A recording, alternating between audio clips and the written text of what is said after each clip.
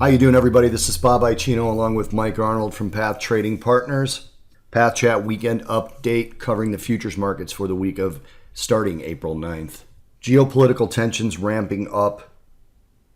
We've got a Russian warship that was spotted heading toward the Persian Gulf. We've got U.S. warships heading toward the Korean Peninsula. We've got terrorist attack over the weekend. The largest one, death toll rising. When we were recording the last weekend Path Chat, it was at 42. It went up to 43 during that recording. I'm now still seeing at 43. This is an ISIS-claimed, more than one bombing at Christian Coptic churches in Egypt. President Trump already tweeting about it. It doesn't look like this stuff is going to slow down, at least not early into the week. We'll see if it affects the markets. It definitely is going to affect FX, and the futures market is the first place you'll see it in the equities. So that's what Mike is going to cover right now, is the futures market. If you're interested in the economic calendar, check out the first 10 minutes of the Path Chat weekend update covering forex, where I cover the entire calendar and what's going to matter and its estimates for the week. Anyway, Mike's going to cover the usual gambit of futures. Mike, it is all yours. Great. Thank you very much, Bob. Transport's pretty quiet day on Friday. We're range bound this whole week. We're going to be watching for, if we get a move below 9056, then we're watching for a test of the 9022 area to the 9,000 area. Then if that is broken, next major level below that is 8952. If it rallies back up, really gets above the 9150 level, watch for a key retest of the 50-day exponential moving average, which is overhead 9170. Then above that, we're looking for a retest of the highs made this last week, right around 92. We give you 92.10, 93. Through that, then we have again level projections higher at 92.62, followed by 93.14. Going over to the industrials, also a quiet day on Friday, found support at the 37.5 Gann level and the rising trend line. If those levels are broken, especially below the trend line on a sustained move, watch for a potential move down right around the 25.35 to 25.22 area. And then if that's broken, a retest of the 24.08 level. If it rallies and we can get above the 2750 level, then we are watching for very minor resistance at 20,796, then a possible retest of the 20,890 area. And then the next key level projection higher is 20,986 to 21,000. S&P came back down on Friday, both Thursday and Friday, and tested the significant level area and the rising 50-day exponential. That's going to be very key. If those levels are broken right around the 2336, 2335, then we could watch for a possible swift move down to about the 2318 level. And once that's broken, the next support area is 2308 to 2303. If we can rally back up, resistance 2365. Once we get a sustained move through there, watch for minor resistance right around 2371, then a retest of the prior high area right around 2374.75.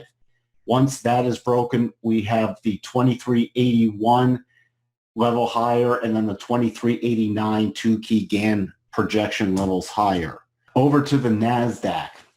We found support at this rising trend line that's been in place for a while. If we break through that and get below Friday's lows, roughly the 53.82 area, watch for a potential move down to the 53.65, followed by minor support at 53.55 also. Then next key support is not down to this prior level until 53.36. Then a retest of the lows at 53.1725. If we rally above Friday's highs, next resistance is 54.47, and then we don't have much until the prior high area around 54.78.79.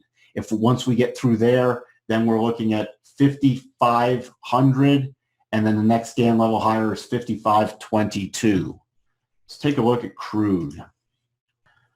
Crude rallied up, pierced through our significant level at 52.50, 52.49, up to a high right around 52.94 on Friday.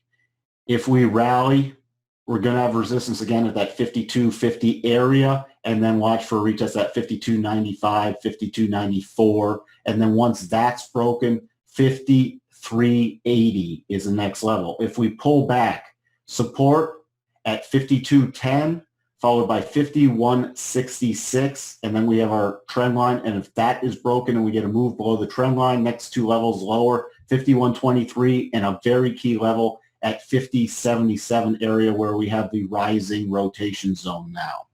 Finally, over to metals. Copper came down, tested our trend line again, and rallied up. Copper, I'm really watching to break out of this range. It's just testing both sides of the range repeatedly. So that's going to be the key things to watch for on a downward move. Watch for support around 260.49 and watch for resistance on rallies right around 268.92.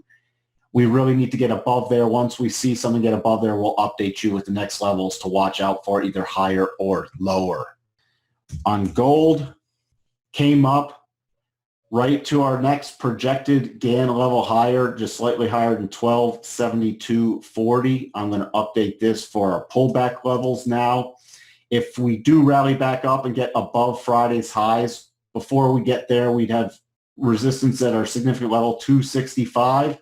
Then watch for a retest of the 273.30. And if that's broken, we have a GAN cluster right around 1283, where we also have a declining trend line coming over. So that's going to be significant resistance. If we go lower, we have a found support at a 25% GAN level, 1253. We've talked about that area before. If we get a sustained move below the trend line, next major support is 1246.90, significant level, and the 21 rising rotation zone is coming in there. And then slightly below there, about 1244. So that 1244 to 1246 level is going to be key. If that is broken, next major support is not down until 1233.90, where you all have a GAN level and the rising 50-day exponential. And finally, over to silver. Silver, very strong reversal. Try to sustain a move above the trend line. Reversed at these prior highs right around 1845 and moved sharply lower, dipping at one point below the rising rotation zone, but closing slightly above there, also at this prior breakout zone, finding support. If we do rally back up, watch for minor resistance of about 1807. Then the next levels higher are 1820, followed by 1828. If that's broken, watch for a retest of the highs made on Friday, which are 1849. If we can get back below the 1796 level, watch for 1786 as support, then followed by 1779, then 1771. Then we have the key 50% GAN static rotation zone at 1765. Those are all the key levels for you in the markets we're following. I'm going to turn it back over to you, Bob. Thank you, Michael, and thank you guys for watching our Path Chats. Cheers, everyone. Should be a pretty interesting week market-wise. Again, if you're interested in the economic calendar, check out the weekend update Path Chat that we did on FX. First 10 minutes of that has the whole economic calendar. Cheers, guys. Thanks for watching.